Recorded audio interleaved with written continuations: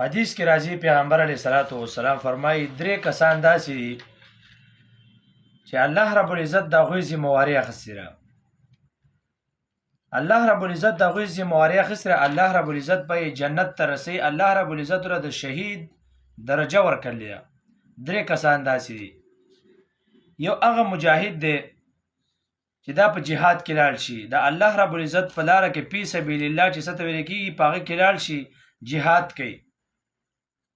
نو چې کله په جهاد کې لاړ شي دی جهاد کوي، نو الله رب العزت دغه مجاهد د دې ذمہواري اخیستې. الله رب العزت فرمایي زه به جنت ته ورسوم. لکه نن سبا زمونږ پوج دی، پوج دا د انډیا سره جنګیږي په دې دور کې، په دې وخت کې دغه پوج کدا دغه انډیا سره په بارډر جنګي، کدا غرانګي په مین سنټر کې او په ارسه کې جنګي. الله رب العزت فرمایي چې پیغمبر علیه الصلاۃ والسلام فرمایي الله د دې ذمہواري اخیستې ده چې کدا شهید شنو الله رب العزت فرمایي زه به جنتی. درې کسانو ذمہواري الله رب العزت اخیستې ده.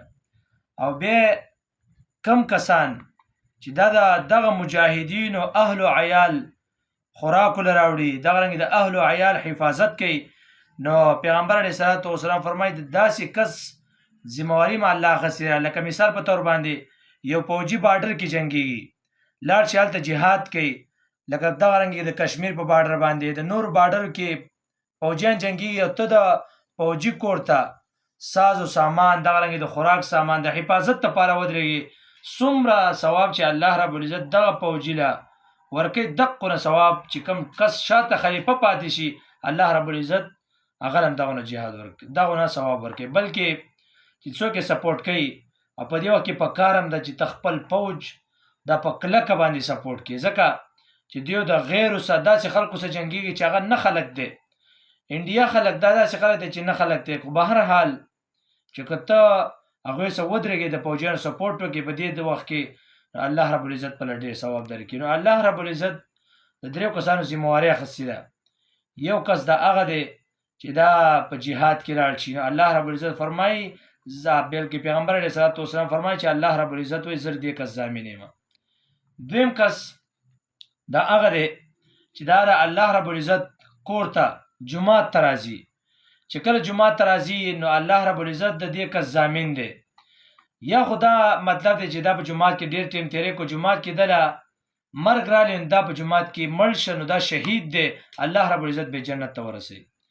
یا دغه رنګې د جومات نه واپس کور ته لاړې نو واپس جومات ته راځي، بیا د جومات نه ځي، نو در جومات سره یو ربط دی، نو چې کله د جومات سره ربط دی نو که دا مړ شي نو الله رب العزت په پیغمبر علیه الصلاۃ والسلام فرمایي ضامن دی الله رب العزت، دا الله رب العزت به جنت ته رسوي.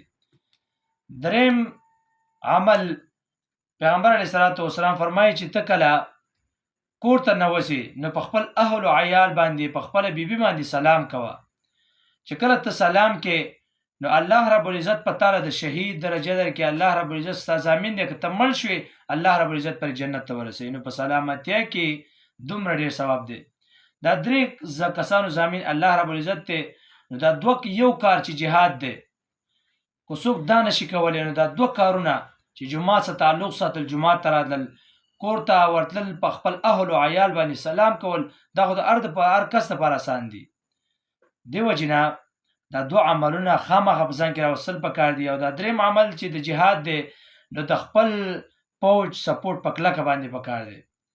که ته د خپل فوج سپورټ ونه کړې دغه رنګې په دې وخت کې نو شاید چې الله رب العزت ترې راونیسي، ځکه د هغوی د غیر مسلمو سره د غیرو خلکو سره جنګېږي په دې وخت کې، په بارډرو باندې په غیرو خلکو سره جنګېږي، دغه رنګې یو بل ولي دیو شهیدان کېږي، هغوی هم مردارېږي. دې وجې نه په خپل فوج په کلکه باندې سپورټ پکار دی.